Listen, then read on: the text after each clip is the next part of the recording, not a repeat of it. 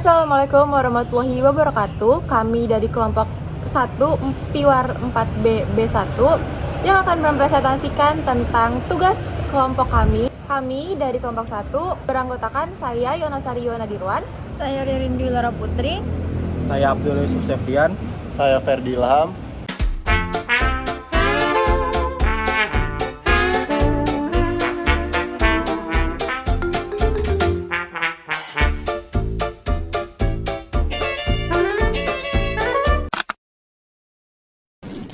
Baik, pada kesempatan kali ini kami akan mempresentasikan mengenai analisis resiko operasional serta strategi mitigasi dan respon Boeing pada program 787 Dreamliner. Pertama, kita akan membahas tentang latar belakang. Jadi, industri penerbangan merupakan salah satu industri yang memiliki tingkat kompleksitas yang cukup tinggi, baik itu dari sisi teknologi maupun operasional. Dan perusahaan tidak hanya dituntut untuk menciptakan inovasi, tetapi juga harus mampu mengelola biaya produksi, efisiensi waktu, serta berbagai risiko yang muncul selama proses pengembangan produk. Dalam kondisi persaingan global, terutama dengan kompetitor seperti Airbus, setiap keputusan strategi yang diambil perusahaan akan sangat menentukan keberhasilan atau kegagalan dari proyek itu sendiri. Nah, kemudian selanjutnya itu pentingnya manajemen risiko. Dalam proyek berskala besar seperti pengembangan pesawat, risiko tidak dapat dihindari, tetapi harus dikelola dengan baik.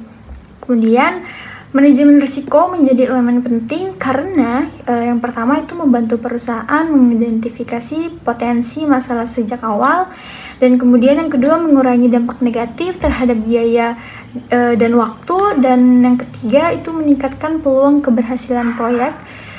Jadi tanpa manajemen risiko yang baik, inovasi justru dapat menjadi sumber masalah baru. Ya, selanjutnya ada gambaran Boeing 787 Dreamliner. Penjelasan, Boeing 787 Dreamliner merupakan salah satu proyek inovatif Boeing yang dirancang untuk memberikan efisiensi bahan bakar yang lebih tinggi serta kenyamanan bagi penumpang. Pesawat ini menggunakan material komposit ringan dan teknologi yang canggih yang belum banyak digunakan sebelumnya. Namun, di balik inovasi tersebut, terdapat perubahan dalam strategi operasional yang membuat konsekuensi risiko yang signifikan. Selanjutnya, perubahan strategi operasional. Penjelasan, dalam proyek ini, Boeing mengubah pendekatan produksi tradisional menjadi global dengan melibatkan banyak pemasok dari negara. Strategi ini bertujuan untuk mengurangi biaya produksi, mempercepat perakitan, dan membagi kerja dengan mitra. Namun, sekian banyak pihak yang terlibat, semakin tinggi pula kompleksitas koordinasi yang harus dikelola. Oke, selanjutnya ada permasalahan utama. Strategi outsourcing global yang diterapkan Boeing justru menimbulkan berbagai permasalahan operasional, mulai dari keterlambatan produksi, pembengkakan biaya, ketidaksesuaian kualitas komponen, dan permasalahan ini tidak berdiri sendiri, tetapi saling berkaitan dan memperparah kondisi proyek secara keseluruhannya. Baik, selanjutnya ada tujuan penelitian. Penelitian ini bertujuan untuk memberikan pemahaman mengenai kasus Boeing 787. Tujuan utamanya meliputi yang pertama, mengidentifikasi jenis-jenis risiko operasional yang muncul, dua, menganalisis strategi mitigasi yang dilakukan Boeing, yang ketiga, mengevaluasi efektivitas respon perusahaan terhadap risiko tersebut. Dengan demikian, penelitian ini dapat menjadi pembelajaran bagi proyek-proyek besar lainnya. Baik, selanjutnya ada klasifikasi risiko operasional. Yang pertama ada risiko teknologi. Risiko teknologi dalam proyek ini muncul karena Boeing menggunakan material baru berupa komposit serat karbon yang belum banyak digunakan sebelumnya. Dalam skala besar, menggunakan material ini memang memberikan keuntungan dalam hal efisiensi, tetapi juga menimbulkan ketidakpastian dalam proses produksi.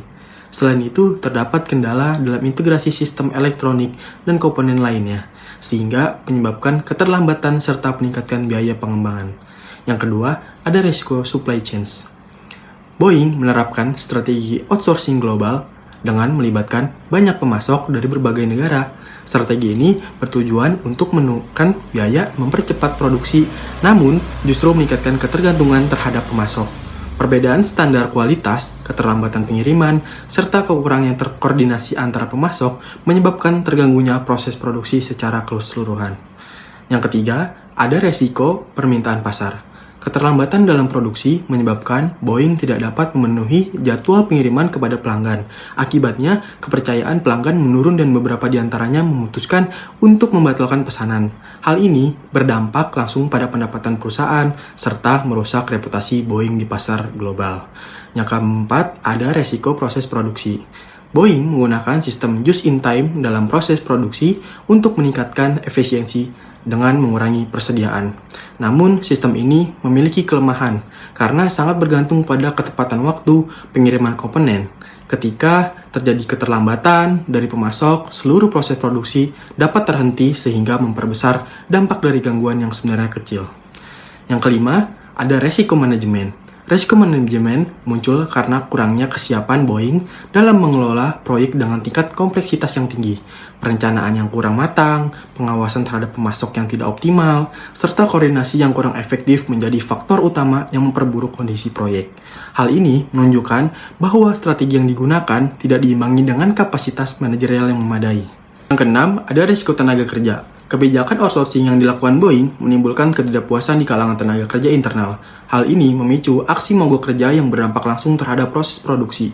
Risiko tenaga kerja ini menunjukkan bahwa faktor sumber daya manusia memiliki peran penting dalam keberhasilan proyek dan tidak dapat diabaikan dalam pengambilan keputusan strategis. Selanjutnya, strategi mitigasi Boeing. Untuk mengatasi berbagai risiko tersebut, Boeing melakukan berbagai langkah mitigasi perusahaan, mengakuisisi beberapa pemasok untuk meningkatkan kontrol terhadap supply chains, melakukan reduction pada komponen tertentu untuk meningkatkan kualitas serta memperbaiki sistem koordinasi dan komunikasi. Selain itu, Boeing juga berupaya memperbaiki hubungan dengan tenaga kerja dan langganan. Lalu, yang terakhir ada kesimpulan. Kasus Boeing 787 Dreamliner menunjukkan bahwa inovasi besar harus diimbangi dengan manajemen resiko yang matang. Ketergantungan pada supply chains global tanpa pengawasan yang kuat dapat menimbulkan berbagai masalah operasional yang serius. Oleh karena itu, perusahaan harus mampu mengidentifikasi, mengelola, dan mengantisipasi resiko secara proaktif agar proyek dapat berjalan dengan sukses. Baik, kami dari kelompok 1 sudah menyelesaikan presentasi kami. Kami dari kelompok 1 izin undur diri. Terima kasih. Wassalamualaikum warahmatullahi wabarakatuh. Bye-bye!